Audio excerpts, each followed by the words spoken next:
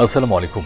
সংবাদে আপনাদের সবাইকে স্বাগত জানাচ্ছি। আমি ফিরোজ তোহা। শুরুতেই সংবাদ শিরোনাম।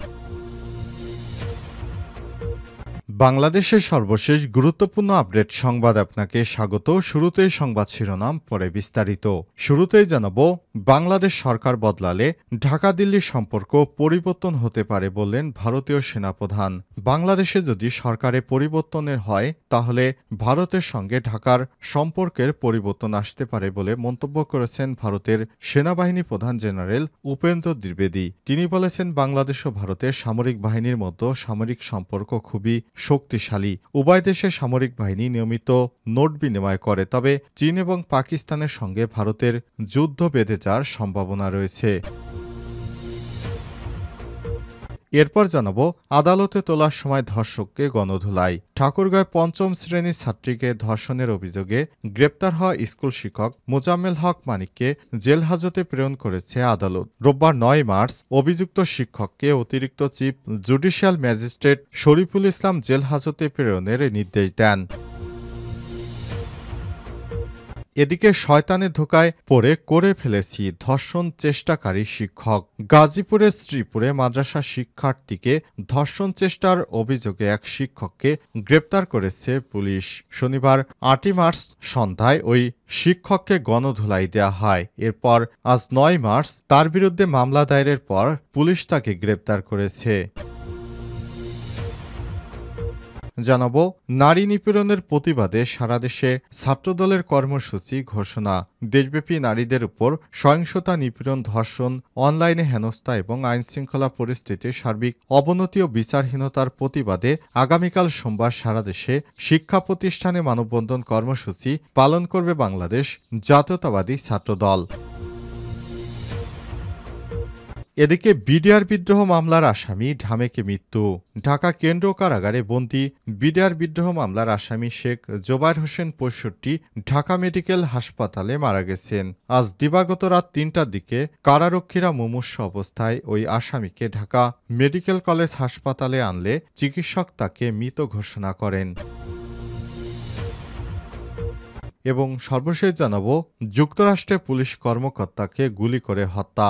যুক্তরাষ্ট্রের নিউ ইয়র্ক শহরে দুর্বৃত্তদের গুলিতে এক গোয়েন্দা পুলিশ কর্মকর্তা নিহত হয়েছেন। এই ঘটনায় ১৪ বছর বয়সী এক কিশোরকে গ্রেপ্তার করেছে পুলিশ। কর্মকর্তারা বলছেন, শুক্রবার রাতে পুলিশের সঙ্গে একদল দুর্বৃত্তদের গুলি বিনিময় হয়। পুলিশের তথ্য মতে ২৬ বছর বয়সী নিহত জোসেফ জ্যাককোনা গোয়েন্দা কর্মকর্তা হিসেবে নিউ ইয়র্ক পুলিশ বিভাগে ৫ বছর ধরে চাকুরি করছেন। গুলিবিদ্ধ হওয়ার কয়েক ঘন্টা পর তিনি হাসপাতালে মারা যান। এই ঘটনার পর এক পুলিশ কর্মকর্তা এবং এক সন্দেহভাজন গুলিবিদ্ধ হয়েছে। প্রিয় দর্শক, এতক্ষণ শুনছিলেন সংবাদ শিরোনাম, এবারে বিস্তারিত।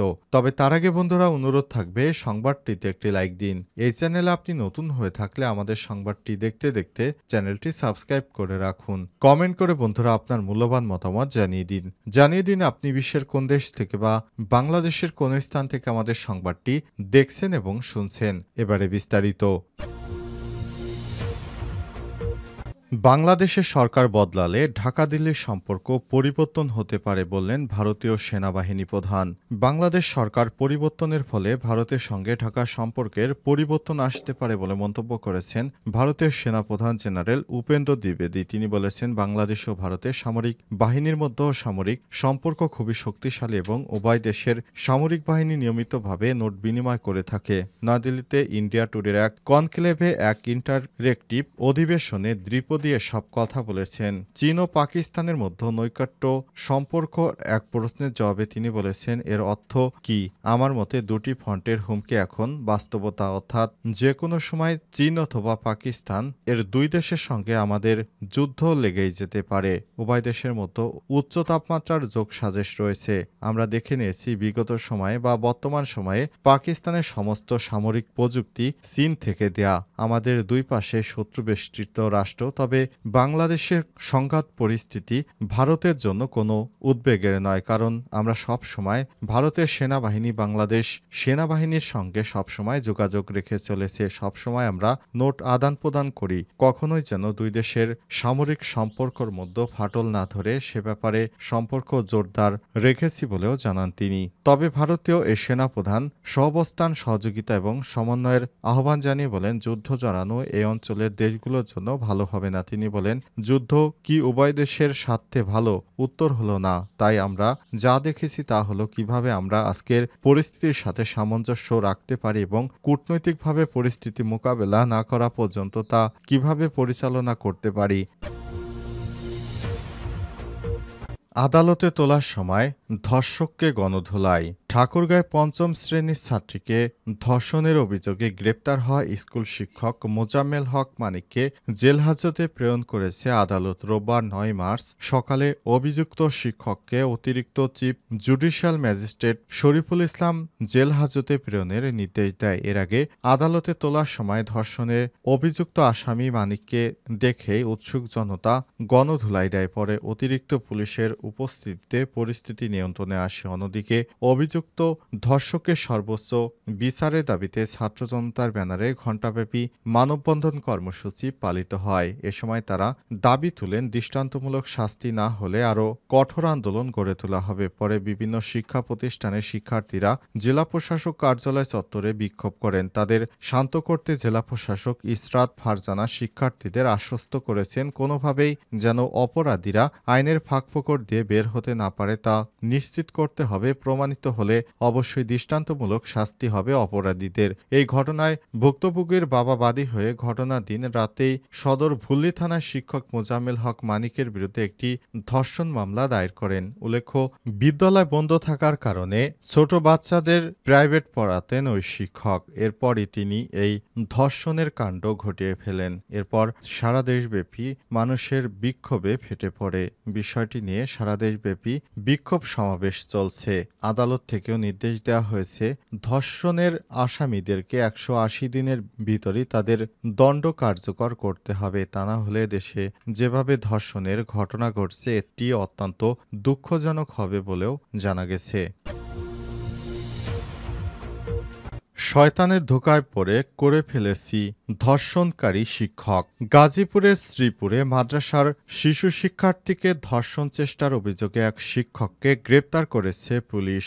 গত সন্ধ্যায় স্থানীয়রা ওই শিক্ষককে আটক করে পুলিশের হাতে তুলে দেয়। তার বিরুদ্ধে থানায় মামলা করেছে শিশুটির বাবা। গ্রেপ্তার আব্দুল মালেক ২৫ উপজেলা মাউন এলাকার একটি হাফেজিয়া মাদ্রাসার শিক্ষক। তার গ্রামের বাড়ি নেত্রকোনার কলমাকান্দা উপজেলার লেঙ্গুরা গ্রামে। স্থানীয় সূত্র থেকে জানা গেছে, বৃহস্পতিবার মাদ্রাসায় ৭ বছরের ছাত্রীকে ধর্ষণের চেষ্টা করেন শিক্ষক আব্দুল মালেক। এরপর থেকে শিশুটি মাদ্রাসায় যেতে চাচ্ছিল না।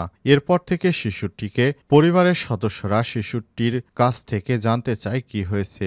শিশুটি তাদেরকে জানায়। এদিন সন্ধ্যায় তার পরিবারের সদস্য এলাকার লোকজন আব্দুল মালেককে আটক করে। এক পর্যায়ে তিনি ধর্ষণ চেষ্টার কথা স্বীকার করেছেন। পরে তাকে পুলিশে সোপর্দ করা হয়েছে।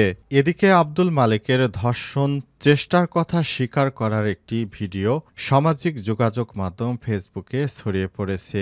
এ বিষয়ে আতিকুর রহমান নামের একটি ফেসবুক আইডিতে ৫৪ সেকেন্ডের ভিডিও পোস্ট করা হয়েছে। ওই ভিডিওতে ধর্ষণ চেষ্টার কথা স্বীকার করে আব্দুল মালেক বলেছেন, আমি শয়তানের ধোঁকায় পড়ে করে ফেলেছি এমন কাজ আমি আর কখনোই করিনি, আর করব না। তাকে আমি খারাপ কাজ করিনি। শ্রীপুর থানার পুলিশ পরিদর্শক তদন্ত শামীম আক্তার বলেছেন, অভিযুক্ত আব্দুল মালেককে গ্রেপ্তার করা হয়েছে। তার বিরুদ্ধে গতকাল রাতে ধর্ষণ চেষ্টার অভিযোগে শিশুটির বাবা মামলা করেছেন। তাকে আদালতে পাঠানোর প্রক্রিয়া চলছে। নারী নিপীড়নের প্রতিবাদে সারা দেশে ছাত্রদলের কর্মসূচি ঘোষণা।